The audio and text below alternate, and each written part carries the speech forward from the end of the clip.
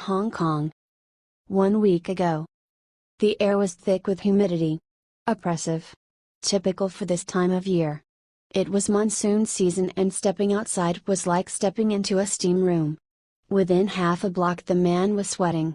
By the intersection, his clothes were sticking to his body. The Glock tucked behind his right hip was slick with perspiration. Guns, money, and a bunch of high-tech gear. Just like something out of a movie. Except it wasn't. This was real. Turning right, he headed into the large open-air market. It looked as if a car bomb packed with neon paint cans had detonated. Everything, even the luminous birds in their impossibly small cages, was aggressively vivid. The smells ran the gamut from ginger and garlic to the putrid gutter oil dredged up from restaurant sewers and grease traps by many street cooks. There were rusted pails of live crabs, buckets of eels, and shallow bowls of water filled with fish. Men and women haggled over oranges and peppers, raw pork and chicken. Like the first spring snow melt snaking along a dry, rock-strewn riverbed, Ken Harmon moved through the market. He focused on nothing, but saw everything, every cigarette lit, every newspaper raised, every cell phone dialed. The sounds of the neighborhood poured into his ears as a cacophony and were identified, analyzed, sorted, and stored. The movements of his body, the functioning of his senses, were all conducted with calm, professional economy. The Central Intelligence Agency hadn't sent him to Hong Kong to panic. In fact, it had sent him to Hong Kong precisely because he didn't panic. There was enough of that back in Washington already, and along with it, the repatriated body of David Cahill. Cahill had been an agency knock based in Shanghai. An Ivy League blue blood type, who knew all the right people and went to all the right parties. He saw things in black and white. Gray areas were for professional liars, like diplomats and men who lacked the testicular fortitude to call evil by its name when they saw it. For Cahill, there was a lot of evil in the world, especially in China. That was why he had learned to speak the language and requested his posting there. As a knock, or more specifically an agent operating under non-official cover, he wasn't afforded the diplomatic immunity enjoyed by other CIA operatives working out of an embassy or consulate. Cahill had been a spy, a true secret agent. And he had been very good at his job. He had built a strong human network in China, with assets in the Chinese Communist Party, the People's Liberation Army, and even the Chinese intelligence services. Via his contacts, Cahill had been onto something with serious national security implications for the United States. Then, one night, while meeting with one of his top assets, he dropped dead of a heart attack right in front of her. The asset was a DJ out of Shanghai named Mingxia. Her parties were some of the best in China. Celebrities, drugs, beautiful women, they had everything. And it was those parties that had propelled her into the circles of China's rich and powerful. She was not without her share of troubles, though, and that had made her ripe for recruitment by Cahill.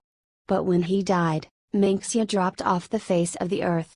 The CIA couldn't find her anywhere. They wanted answers and they had turned over every stone looking for her. Then, 2 weeks later, she had reappeared. It was via an emergency communications channel Cahill had established for her, a message board in an obscure forum monitored by Langley.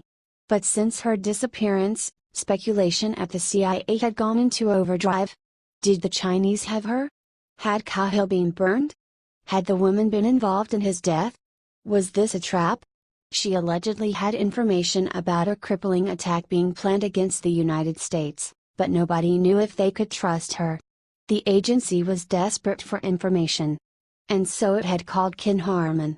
Harmon wasn't a polished Ivy Leaguer like Cahill. He was tall, built like a brick shithouse, and he didn't attend fancy parties. He usually drank alone in the decrepit back alley bars of some of the worst hellholes in the world. He was a rough man with few attachments and only one purpose. When someone somewhere pushed the panic button, Harmon was what showed up. He had decided to meet the asset in Hong Kong. It made more sense than Shanghai and was much safer than Beijing, especially for a white guy. Harmon had chosen the coffee shop. A Starbucks knockoff. It was busy, with the right mix of Chinese and Anglos. People chatted on cell phones and pecked away at keyboards. They had buds in their ears and listened to music or watched videos on their devices. Whatever happened to a cup of coffee and a newspaper? Hell, he thought, whatever happened to newspapers? There was a front door and a back door, which meant 2 ways out, 3 if you counted kicking out the window in the woman's bathroom leading to a narrow ventilation shaft. The men's bathroom was a death box. There was no escape if you got trapped back there. Harmon didn't plan on getting trapped. A net of human surveillance had been thrown over the neighborhood. He'd picked out a couple of them. Men who were too fit and too clean cut. They were agency muscle, ex-special operations types. They were excellent with a gun and terrific to have on your team if things went sideways, but they were too visible and Harmon had requested no babysitters. His request, though, had been ignored. He had also asked that they buy the woman a plane ticket so he could conduct the meeting in a nice, anonymous airline lounge out at Hong Kong International. It was a controlled environment. Much harder to bring weapons in. Easier to spot trouble before it happened. Tradecraft 101. That request had also been ignored. Langley felt the airport was too controlled and therefore too easy for the Chinese to tilt in their favor. The CIA wanted a public location with multiple evacuation routes. They had cars, safe houses, changes of clothes, medical equipment, fake passports, and even a high-speed boat on standby. They had thought of every contingency and had built plans for each. That was how worried they were. Stepping inside, Harmon scanned the cafe. The air conditioning felt like being hooked up to a bottle of pure, crisp oxygen. He grabbed a paper napkin and starting at the top of his shaved head, wiped all the way down the back of his thick neck. He ordered a Coke in a can, no ice. He had learned the hard way about ice in foreign countries.